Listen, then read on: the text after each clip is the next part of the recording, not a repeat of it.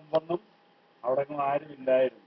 ഞങ്ങള് പൂഞ്ഞാർ എഞ്ചിനീയറിംഗ് കോളേജില് അവിടെ ധ്യാനിപ്പിക്കാൻ പോകുമായിരുന്നു. അന്നൊന്നും അവിടെങ്ങും ആ പരിസരത്ത് പോലും ആരും ഇല്ലായിരുന്നു. അവിടെ എല്ലാം കാട് പിടിച്ചൊക്കെ കിടന്നിരുന്ന സ്ഥലമായിരുന്നു.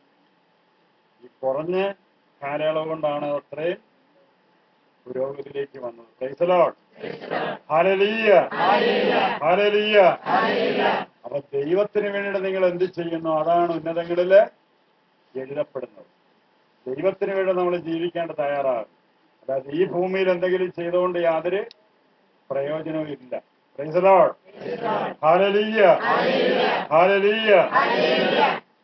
ഇന്ന് ഞാനുമായിട്ട് കണ്ടുമുട്ടി സംസാരിച്ചിട്ടുള്ള കണക്കൊന്നുമില്ലാത്ത, കണക്ക് പറയാൻ പറ്റാത്ത അത്രമാത്രം ആൾക്കാര് ദിവ്യകാരുണ്യ ഭക്തിയില് ഉള്ളവരുണ്ട്.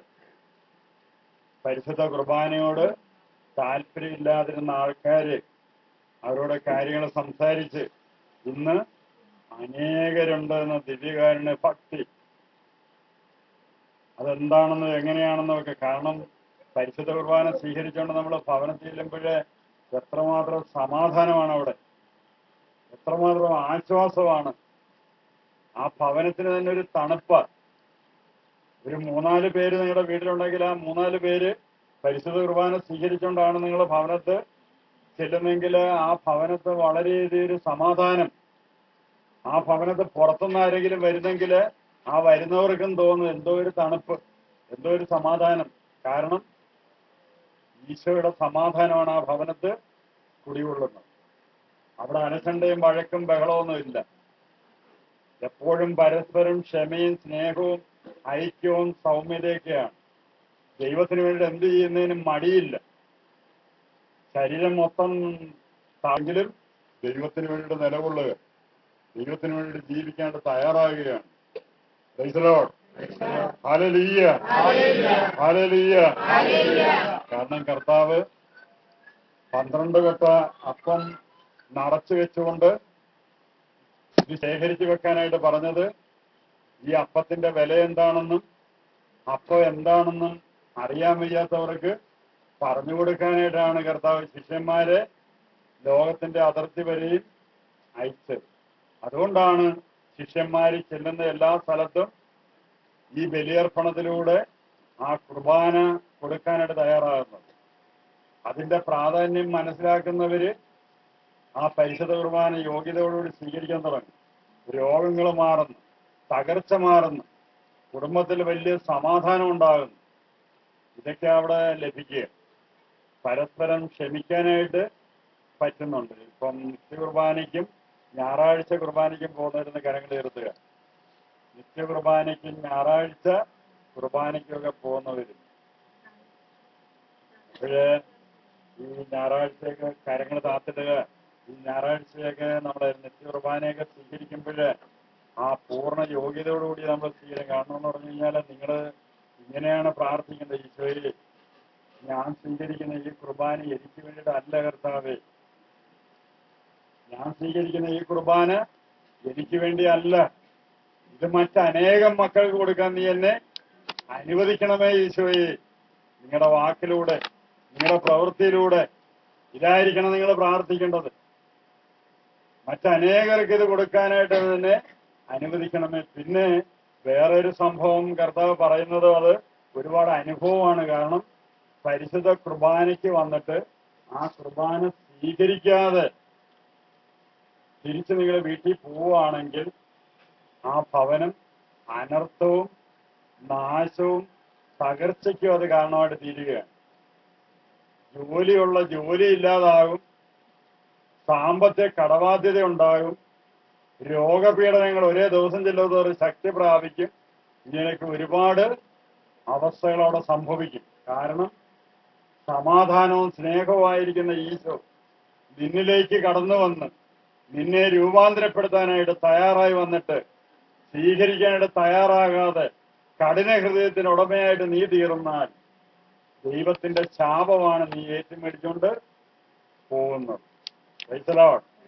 കാരണം അച്ഛൻ ബലിയർപ്പണത്തിന്റെ അവസാന സമയത്ത് പറയുന്നുണ്ട്, ഇത് നിങ്ങൾ വാങ്ങി ഭക്ഷിക്കുവിൻ എന്ന് പറഞ്ഞാണത് കൊടുക്കുന്നത്. കുർബാന കൊടുക്കുമ്പോഴും പറയുന്നുണ്ട് നിങ്ങൾ വാങ്ങി ഭക്ഷിക്കുക. അപ്പം നമ്മൾ മേടിച്ച് കഴിക്കാനാ പറയുന്നത്. അപ്പം ഈശോ ഇത് കൊടുത്തപ്പോഴേ തൊട്ടടുത്ത ഇടതുവശത്തുന്ന വലതുവശത്തൊക്കെ ഇരിക്കുക. ഇപ്പോഴാ പുറകുവശത്തിരിക്കുന്ന ബ്രദറിനെ, ജോൺസനെയോ നമ്മുടെ പരേര ബ്രദറിനെയൊക്കെ വിളിച്ചിട്ട് ഇനി വാങ്ങുന്ന മേടിച്ചെന്ന് പറഞ്ഞിട്ട് കൊടുക്കാം. അത്രയും ദൂരെ ഇരിക്കുന്നു. ഇത് തൊട്ടടുത്തിരിക്കുന്നവരോട് ഇങ്ങനെ എന്നാ മേടിച്ച് നിന്നോന്ന് പറയേണ്ട കാര്യമുണ്ടോ? കൊടുത്താൽ പോരാ. കർത്താവ് എന്തിനായിരിക്കും പറഞ്ഞ് ഇത് വാങ്ങി ഭക്ഷിക്കാൻ? കർത്താവ് പറഞ്ഞില്ല, ഇതാ നിങ്ങള് വാങ്ങി ഭക്ഷിക്കുവിൻ. അപ്പൊ നിങ്ങള് കടയിൽ ചെന്നിട്ട് 1 കിലോ അരി ഇഞ്ഞ് താന്ന് പറഞ്ഞുകൊണ്ട് അരി അവർ തൂക്കി തന്നു കഴിയുമ്പോഴേ നേരെ നടന്നിങ്ങി പോരില്ലേ? അങ്ങനെ ആയാലും അരി മേടിക്കാറുണ്ടോ? അങ്ങനെ മേടിച്ചിട്ട് പോരുന്ന അവരൊന്ന് കുത്തിരി പിടിക്കും, കാശെന്ന് വെച്ച് പോകാൻ പറയും. അപ്പൊ നമ്മൾക്ക് അവര് തരുന്ന അരിക്ക് വില വെച്ചിട്ടുണ്ട് 35 രൂപ 40 രൂപയൊക്കെ അരി. അതങ്ങോട്ട് കൊടുത്തെങ്കിലേ അരി ഇങ്ങോട്ട് തരുത്തുള്ളൂ. അങ്ങനെയാണെങ്കിൽ ഈ തിരക്കത്തിന്റെ വില നമ്മള് കൊടുക്കണം അല്ലേ? ഈ തിരക്കത്തിന്റെ വില, ശരീരത്തിന്റെ വില നമ്മൾ കൊടുക്കണം. നമ്മൾ കൊടുക്കേണ്ട വില എന്താണ്? ഈശോയ്ക്ക് നമ്മൾ കൊടുക്കേണ്ട വില എന്തുവാ?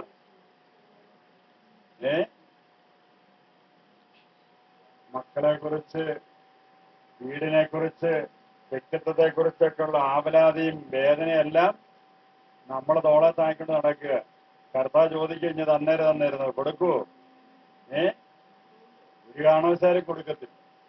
അതുകൊണ്ട് ഒരമ്മച്ചി ചക്കയും കൊണ്ടുപോയ അമ്മച്ചിയെ അവരുടെ അയലത്തുകാരും വണ്ടിക്കാരനും കയറ്റി, അമ്മച്ചിയോട് പറഞ്ഞ എന്തായാലും ചക്കയും കൊണ്ട് പോവില്ലേ, വണ്ടിയെ കയറിക്കെന്ന് പറഞ്ഞു. ആ വണ്ടിയെ കയറി അമ്മച്ചി ചക്ക താഴെ വെച്ചേച്ച് അമ്മച്ചി വണ്ടിയെ കയറി. വണ്ടിയെ കയറിയതിന് ശേഷം ഈ ചക്ക തലയെ വെച്ചു. വണ്ടി ഓടിക്കൊണ്ടിരിക്കുക. ഇറങ്ങേണ്ട സ്ഥലത്ത് ചെന്നപ്പോഴ് ആ ചക്കയെ കൊണ്ട് നടന്നിറങ്ങി അങ്ങ് പോയി. അത് ഇറക്കി അവിടെ വെക്കാനുള്ള സമയം സൗകര്യമൊക്കെ ഉണ്ടായിരുന്നു. വെച്ചോ? അമ്മച്ചി പറയുന്നത് എന്റെ ചക്ക നിന്റെ വണ്ടിയെ വെക്കാൻ തയ്യാറല്ല. ഞാൻ കൊണ്ടുവന്ന് ചക്ക എങ്ങനെ നിന്റെ വണ്ടിയെ വെക്കുന്നു? ഇത് തന്നെ നമ്മളും പറയുന്നില്ലേ, എന്റെ പാവം എങ്ങനെ ഞാൻ നിനക്ക് തരുന്നത്? തരുവോ? Hallelujah, hallelujah. ഹൃദയത്തിന്റെ അഗാധങ്ങളിൽ നിന്ന് ദൈവമേ ഞാൻ പാപിയാണെന്ന് ഏറ്റു പറയാനായിട്ട് തയ്യാറാകുക. എപ്പോഴും പറയാനല്ല കർത്താവ് പറയുന്നത്. പത്രോസ് പറഞ്ഞില്ലേ, കർത്താവെ പാപിയായ എന്നിൽ നിന്ന് നീ ദൂരെ പോകുക. പുറംകുപ്പായെടുത്ത് ധരിച്ചുകൊണ്ട് പത്രോസ് കടലിൽ ചാടി നീന്തി. കാരണം വള്ളം തുഴഞ്ഞ് ഇനി വരുന്നത് താമസമായുണ്ട്. യോഹന്നാനാ പറഞ്ഞത് കർത്താവാണ്. എന്നിട്ടാ വന്നിട്ട് പറയുന്നത്, കർത്താവെ ഞാൻ പാപിയ, എന്നിൽ നിന്ന് ദൂരെ പോവുക. സാവൂളും അത് തന്നെയാണ് പറഞ്ഞത്, പാപികളിൽ ഞാൻ ഒന്നാമനാണ്. ഞാൻ നിന്നെയാണ് കൊന്നുകൊണ്ടിരുന്നത് ഇതുവരെ. കാരാഗ്രഹത്തിൽ അടച്ചതും കൊന്നതും എല്ലാം നിന്നെ തന്നെയാണ്, യേശുവിനെ തന്നെയാണ് കൊന്നതെന്നുള്ള ബോധ്യം കിട്ടിയത്. അപ്പോഴാ വിളിച്ചു പറഞ്ഞത്, പാപികളിൽ ഒന്നാമൻ ഞാനാണ്, എന്നേക്കാൾ വലിയൊരു പാപി വേറെ ഇല്ല. നിങ്ങളെ പറയുമോ പാപിയിൽ ഒന്നാമൻ ഞാനാണെന്ന്? പറയുമോ? ഇവിടെ വെച്ച് ഇങ്ങനെ പറയുന്നുണ്ട്, പക്ഷെ പുറത്തോട്ടിറങ്ങി കഴിഞ്ഞ് കഴിഞ്ഞാൽ നമുക്ക് പാവം വല്ലതും ഉണ്ടോ? അച്ഛനെ കളിപ്പിക്കുന്ന കുമ്പസാരമുണ്ട്. ഏതെങ്കിലും സിസ്റ്റർമാരോ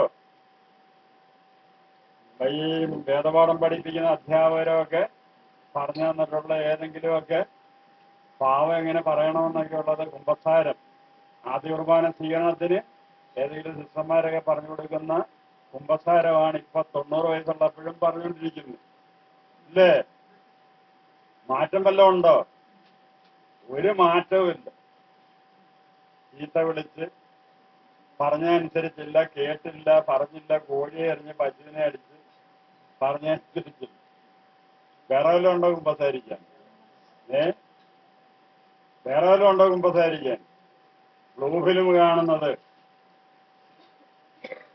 ഫോണിലൂടെ വേണ്ടാത്ത കാര്യങ്ങൾ കാണുകയും കേൾക്കുകയും സംസാരിക്കുകയും ചെയ്യുന്നു.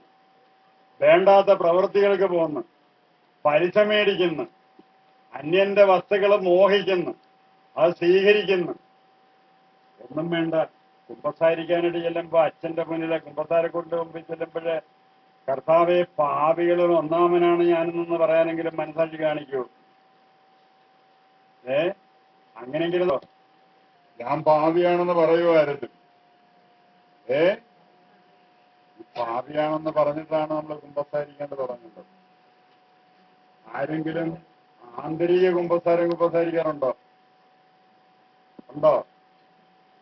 ആന്തരികമായ കുമ്പസാരം, ആന്തരിക മുറിവിൽ നിന്നാണ് പാപത്തിന്റെ കേളിയരങ്ങായിട്ട് നമ്മൾ മാറുന്നത്. ആന്തരിക മുറിവുകളാണ് നമ്മുടെ സ്വഭാവങ്ങളായിട്ട് രൂപാന്തരപ്പെടുന്നത്. അതുകൊണ്ടാണ് കൗൺസിലിങ്ങിനൊക്കെ വന്നു കഴിയുമ്പോൾ, കൗൺസിലിംഗ് ഒക്കെ കഴിഞ്ഞു കഴിയുമ്പോൾ നിങ്ങളോട് പറയുന്നത് ഏതെങ്കിലും അച്ഛന്മാരിരിക്കെ പോയിട്ട് കുമ്പസാരിക്കേണ്ട തയ്യാറാകുക. അതുകൊണ്ടാണ് ധ്യാനത്തിനൊക്കെ ചെല്ലുമ്പോൾ പേപ്പറിനകത്ത് നിങ്ങളുടെ പാപം എഴുതിയെടുത്ത് കുമ്പസാരിക്കാനായിട്ട് പോകുന്നത്. അതുവരെ നിങ്ങൾ പോയിട്ട് ദൈവവചനമാണ് നമ്മുടെ പാപം വെളിപ്പെടുത്തി തരുന്നത്. ഹൃദയത്തിൽ എത്രമാത്രം വചനമുണ്ടോ അത്രമാത്രം പാപബോധം ഉണ്ടാകും. വചനമില്ലെങ്കിൽ പാപബോധം ഇല്ല. കാവട്ടെ കുമ്പസാരം നടത്തിയിട്ട് അവിടെ നിന്ന് പോരും. Price the Lord. Hallelujah, hallelujah, hallelujah. അതുകൊണ്ടാ ദൈവമേ ഞാൻ പാപിയാണ്. കുർബാന സ്വീകരിക്കുമ്പോൾ പറയേണ്ടത് ഇതാണ്: ഈ കുർബാന എനിക്കായിട്ടുള്ളതല്ല, ഈ കുർബാന അനേകർക്ക് വേണ്ടിയിട്ടുള്ളതാണ്. ഞാൻ മിക്കവാറും പള്ളിയിൽ പോകുമ്പോഴേ ഫോണൊക്കെ ഓഫ് ചെയ്തിട്ടാ പോകുന്നത്. പള്ളിയിൽ നിന്ന് തിരിച്ചു വരുമ്പോൾ മുതൽ വിളിക്കാൻ തുടങ്ങും ആൾക്കാർ കുർബാന സ്വീകരിക്കാൻ. പള്ളിയിൽ നിന്ന് തിരിച്ചു വരുമ്പോൾ മുതൽ ആൾക്കാർ ഫോണിലൂടെ വിളിക്കും. വിളിക്കുന്നവർക്കെല്ലാം ഞാൻ സ്വീകരിച്ച കുർബാനയാണ് കൊടുക്കുന്നത് തിരിച്ച്. Price the Lord. Hallelujah, hallelujah. ഇതാണ് നമ്മൾ പ്രവർത്തിക്കേണ്ടത്.